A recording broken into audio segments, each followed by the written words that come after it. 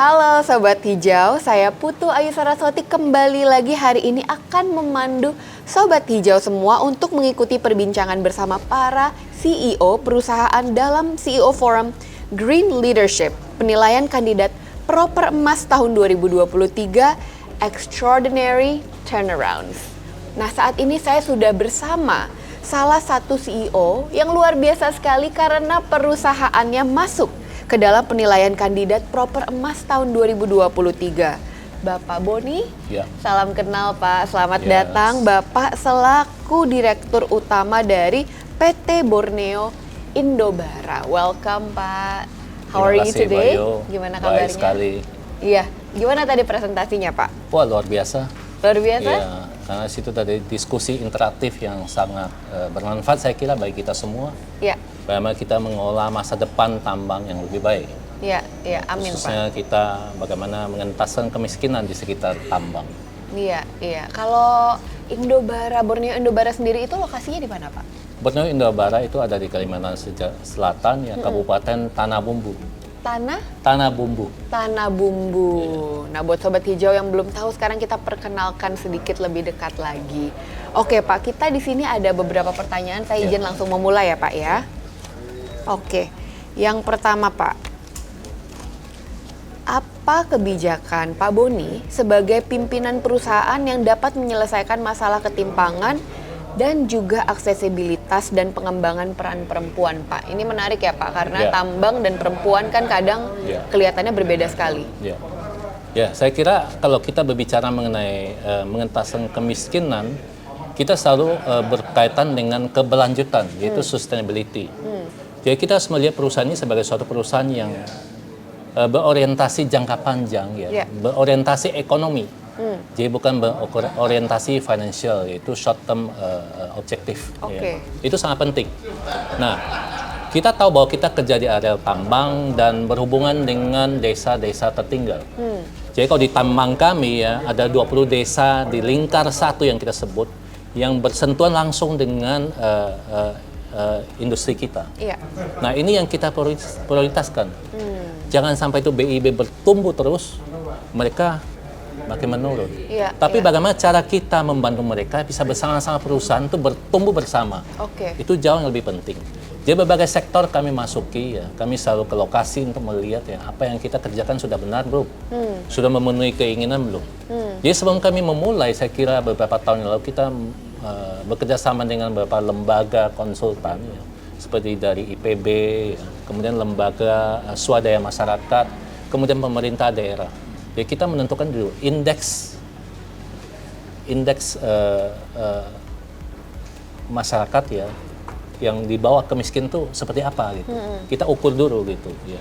Apakah sangat miskin, termiskin ya sampai nanti mereka mencapai kehidupan yang lebih wajar. Itu ada ukurannya. Jadi dari tahun 2016 kami udah punya gitu. Nah, berdasarkan roadmap itu kami bekerja gitu loh. Desa itu dibagi-bagi, mana desa itu merupakan pengembangan untuk pertaniannya, ya, peternakannya, perikanannya, kemudian jasa ya. Itu kita coupling. Dan kita melakukan pendampingan untuk mereka. Contohnya untuk peternakan, di situ ada peternakan itik ya, peternakan ayam ya, peternakan sapi gitu ya. Kita mendampingin sampai mereka tuh berhasil gitu. Jadi dari tahun 2016 sampai 2023 dengan pengukuran berdasarkan indeks itu dari yang paling minus ya, sekarang udah bertumbuh menjadi hijau semua gitu. Nah, ini yang mau kita capai. Tapi kita kan berbicara bukan hanya sampai di situ. Tapi apa yang mau kita lakukan untuk selanjutnya gitu. Khususnya pasca tambang gitu. Supaya mereka nggak tergantung kepada kehidupan di sekitar tambang. Tapi mereka harus berkembang. Karena mereka dari situ, berkembang di situ, dan masa depannya juga situ. Nah, kita bantu ya, kita mencoba memposisikan mereka ya, dengan bisnis baru yang apa yang dikatakan orang sekarang social entrepreneurship gitu.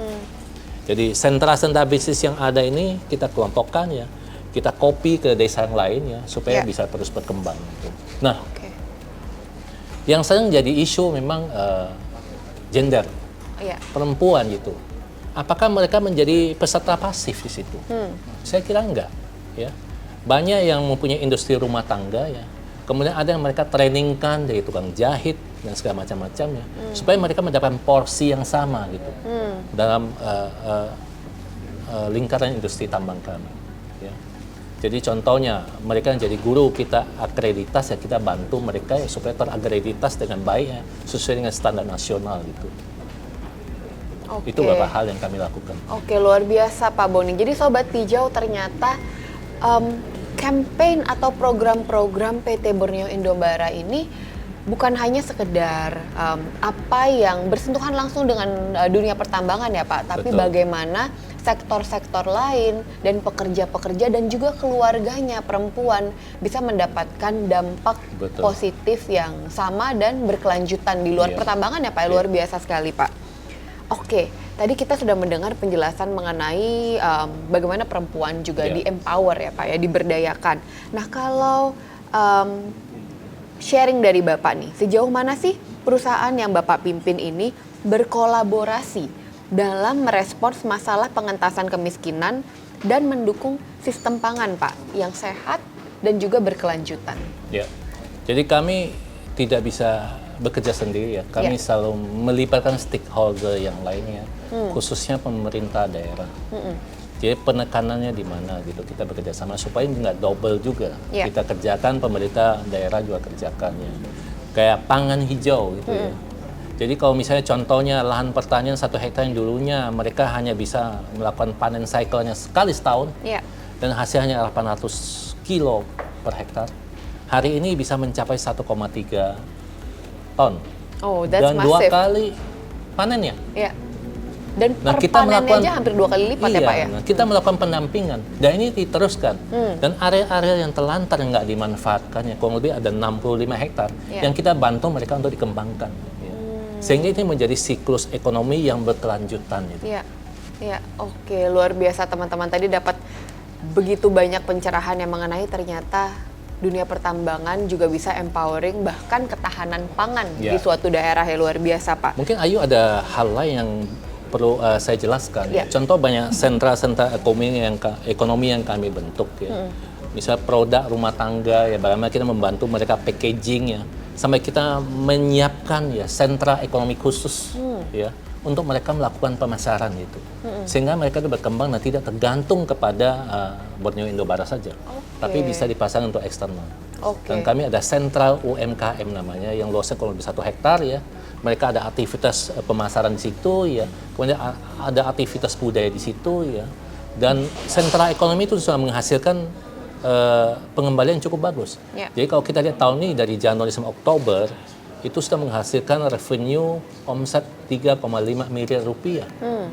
Wow. Itu hal yang luar biasa. Ya. Nah itu memberikan multi efek untuk keluarga di sekitar tambang. Iya, iya. Nah ini tahun-tahun yang akan datang ini akan kami replika gitu. Jadi pusat-pusat pemasaran bagi mereka. Oke, wow, that's amazing news. Mungkin suatu saat tadi saya mendengar, oh udah ada sentra UMKM, ada pengembangan budaya juga, Iya. ada program-program untuk ketahanan pangan. Semoga nanti kita dapat kesempatan untuk mungkin berkunjung dan bisa melihat pasti, langsung ya ya. Pak ya, seperti Luar apa di biasa, sana. ya. Apalagi Karena, UMKM ya iya, Pak.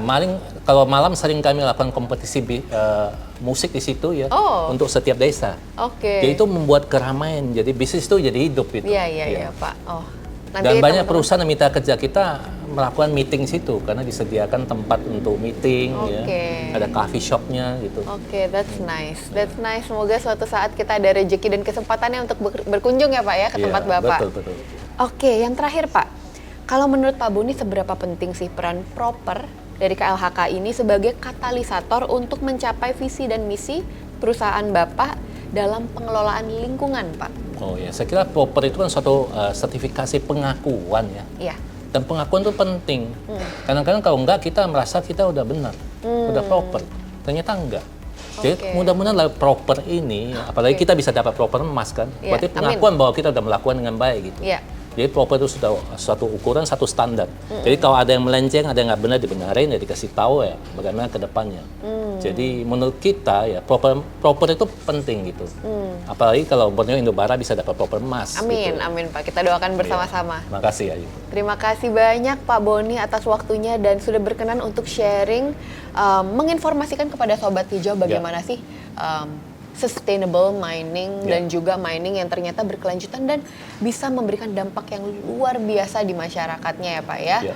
Terima kasih Bapak. We really appreciate your effort for the environment, for women, and for generating growth in the economy. Terima kasih Pak. Terima kasih Ayu. Sampai atas ketemu waktu dan lagi. kesempatannya. Semoga proper Mas Makasih. Pak. Ya, makasih. Sampai jumpa Sobat Hijau.